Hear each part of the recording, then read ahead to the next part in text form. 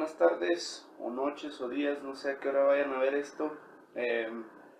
Yo sé que ya me extrañaban, yo a ustedes no, la neta. Pero sí extrañaba dar clase, por eso me animé a hacer esto. Y pues para que quede un poquito más claro o queden más claros los temas, porque ya iniciamos con la tercera unidad de aprendizaje, que es la lógica formal. O sea, aquí es donde empieza lo hardcore, donde vamos a poner en práctica lo visto en las primeras dos unidades de aprendizaje. Acá, cuando hablamos de lógica formal, nos referimos entonces a formas lógicas o esquemas de argumentación que van a adquirir una forma, ¿sí? El primer tema es el de los silogismos. Los silogismos son esquemas de deducción o esquemas argumentativos que son deductivos, ¿sí? Acuérdese, ya vimos la distinción o la definición de lo que es un esquema deductivo. Dijimos que es aquel que va de lo universal a lo particular, o bien puede quedarse en todo momento en lo universal, y que además su conclusión se sigue necesariamente a partir de las premisas, ¿sí? Esa es la definición de la deducción. El silogismo va a ser un esquema deductivo. Tener en cuenta, cuando hablamos de que van de lo universal a lo particular, quiere decir que vamos a retomar las proposiciones categóricas: universal afirmativo, universal negativo, particular afirmativo y particular negativo. ¿Por qué? Porque con estas proposiciones se van a formar los silogismos, ¿sí? Teniendo en cuenta eso, los silogismos son o van a tener una forma o una estructura básica. ¿Cuál es esa forma o esa estructura? Un silogismo se compone de dos premisas y una conclusión. Por eso hablamos de lógica formal, porque tiene una forma. Si usted dice, profe, ¿puede haber un silogismo con una premisa o con cuatro premisas? No, son dos premisas y una conclusión. Esa es la forma o la estructura del silogismo, ¿sí? Y además va a contar con tres términos: término mayor, término menor y término medio. Bueno, hablaba hace ratito de los términos que componen un silogismo. Dijimos término mayor, término menor y término medio. Otra vez, forma lógica. Si el silogismo carece de alguno de estos tres términos, entonces ya no es un silogismo, o la construcción del silogismo está mal, ¿sí? ¿Por qué es importante distinguir estos tres términos? Bueno, vamos a tener en cuenta, para los que tienen ahí el manual o el material de trabajo, ¿sí?, cómo se distribuyen estos términos dentro del silogismo y cómo los vamos a ubicar, cómo los vamos a identificar. Ahí en el manual nos dice término mayor, lo ubicamos con la T mayúscula, el término menor con la T minúscula y el término medio con una M, ¿sí? Bien, el ejemplo más conocido de un silogismo es el ejemplo de Sócrates. Ahí vemos ya algunos de los elementos que mencionaba. Dos premisas, ¿no? La premisa 1, que nos dice todo hombre es mortal. La premisa 2, que nos dice Sócrates es hombre. Por lo tanto, esa rayita significa por lo tanto, la llamamos secuente, quiere decir que a continuación viene la conclusión. ¿Qué se concluye o qué se infiere lógica y válidamente entonces? Pues que Sócrates es mortal.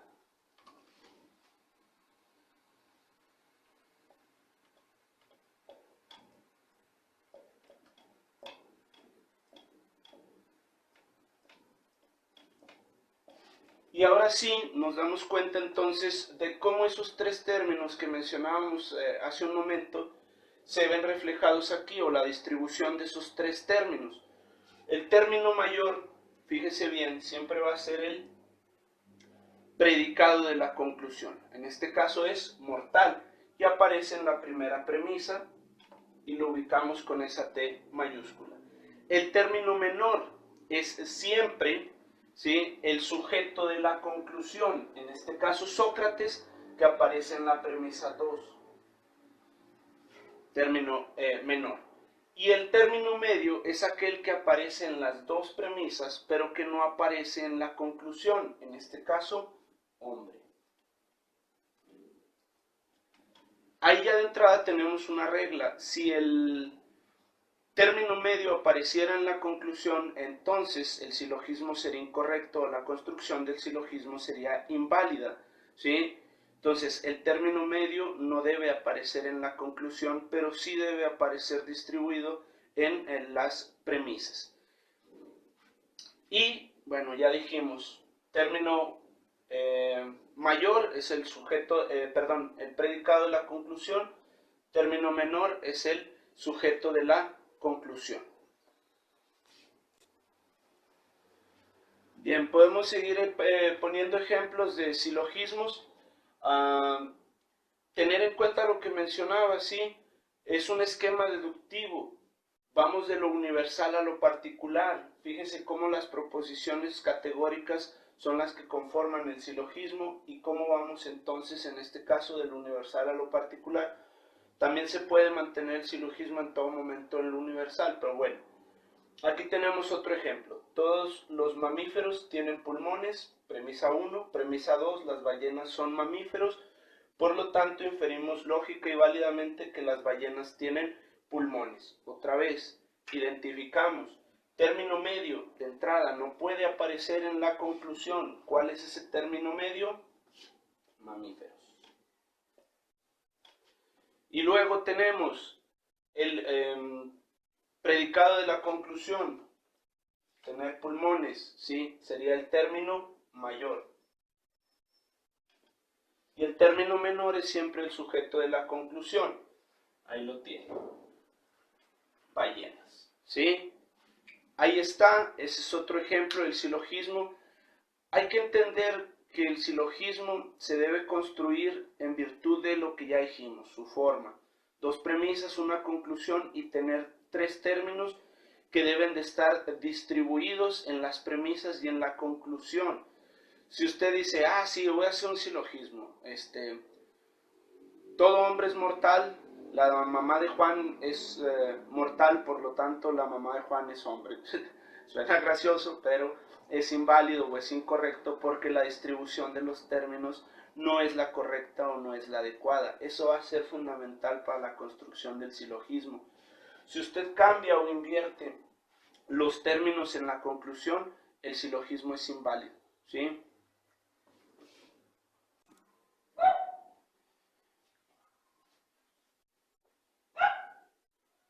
Bien, fíjense cómo tenemos la premisa 1, universal afirmativo, y la premisa 2 es universal negativo.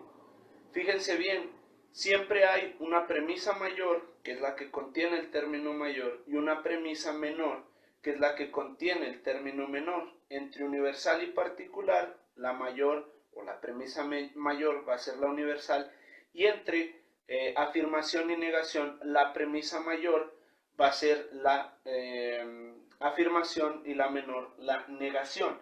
¿Por qué es importante distinguir eso?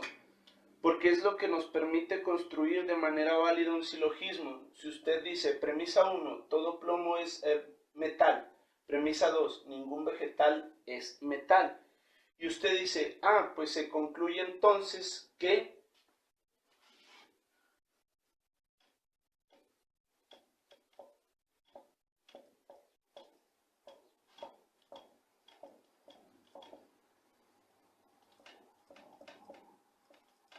ningún plomo es vegetal.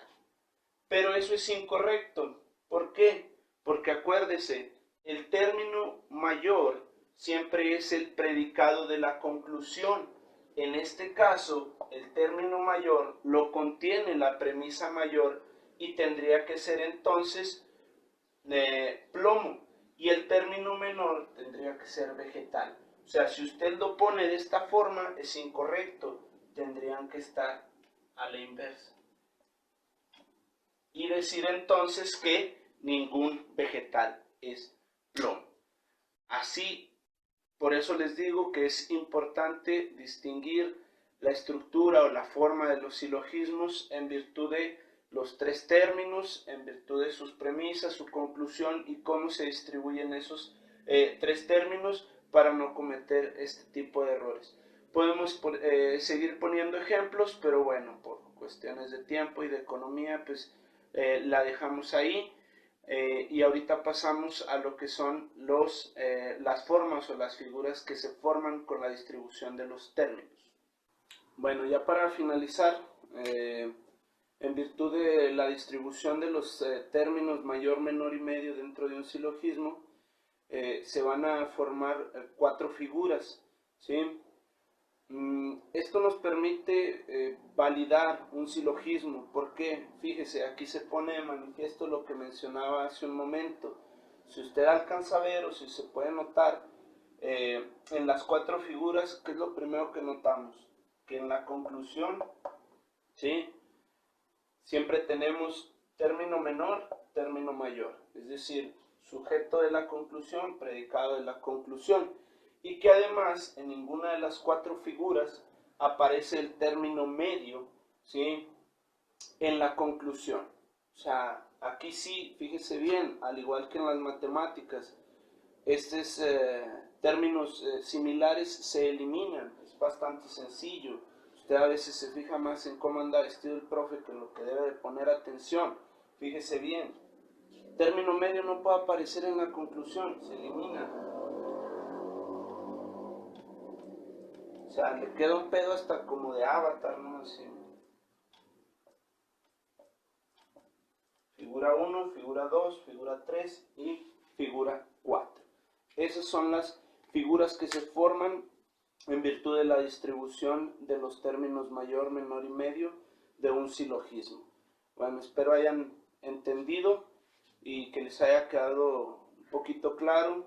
Hay que complementar con la lectura del manual, pero bueno, esto es para que vayan entendiendo, porque es la cuestión más práctica la lógica formal, es la cuestión más práctica. Entonces aquí sí hay que poner en práctica los conocimientos adquiridos en las otras unidades de aprendizaje.